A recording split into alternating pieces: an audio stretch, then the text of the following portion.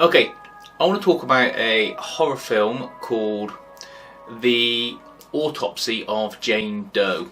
This stars Brian Cox and Emile Hirsch and Ophelia Lovey-Bond in a small part.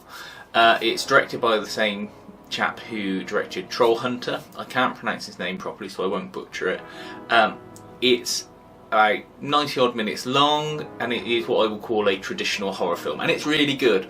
It's really worth watching. Unfortunately, the title of the film and the way it was marketed or presented makes it look like some sort of straight to DVD, all CGI rubbish film, when it's not. It's atmospheric, it's really good at what it does, and it doesn't try and stretch itself beyond that.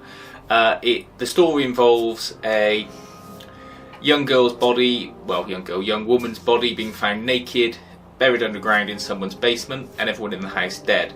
There's some strange circumstances regarding everyone's deaths, and they think that maybe the girl was killed recently and they were trying to bury her in the basement. It turns out it wasn't, they were just having construction work done and she was being dug up.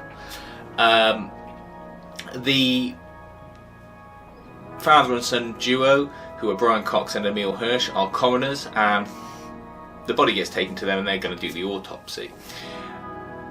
As they're doing the autopsy, they find more and more strange things about the body, which are nice reveals throughout the film. I won't say what they all are because that'll spoil it beyond what I'm really going to say, but you can piece together what the conclusion is going to be before they come to it, which is always nice in the film because it makes you feel smart. But essentially she turns out to be a witch or someone accused of witchcraft from years ago.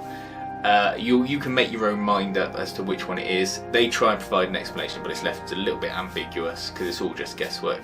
And as they're going into the autopsy, more and more creepy things start to happen the deeper into the body they get. And in short, the two of them are in this basement morgue and they're getting terrorised by supernatural events. It ends up with everyone dying, but dying in a way that you feel satisfied with them having met their end. They don't just get killed for the sake of it, because there's only two of them, so they can only kill a certain number of cast members before they run out of film and people to watch. I know this sounds a little bit strange as an explanation, but once you watch it you'll understand. It's very old-fashioned and traditional in its way, meaning that it's not all special effects and action. There is gore in the form of the autopsy, which is all done in a way that I would assume is realistic, but also looks good on film as well. It focuses a lot on atmosphere, camera angles, tension, noises, because the scariest things are situations people can generally relate to. So you're in a house or a building, and not the fact that things are knocking down walls or trying to get you, but more that you can just hear the silence almost. And there's a little thing with the bell they've got that helps add the tension. Again, I won't spoil too much what that is, but it's all things like that where it just builds and builds and builds. And I think it gets lost in modern films where it's all jump scare, screaming and running.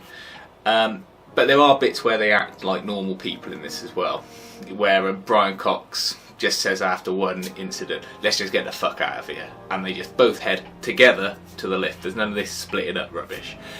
It reminded me a lot of another film called We Are Still Here in its style, in that it's sort of stark and traditional and relies a lot more on quiet moments and tension building, and it's definitely worth watching. I imagine it's the kind of film that will head to streaming after a short period on DVD and probably get up popularity there. But it was recommended to me, and I'd like to recommend it to everyone else. It's a really good film if you like short, sharp horror films that will leave you with a creepy feeling afterwards.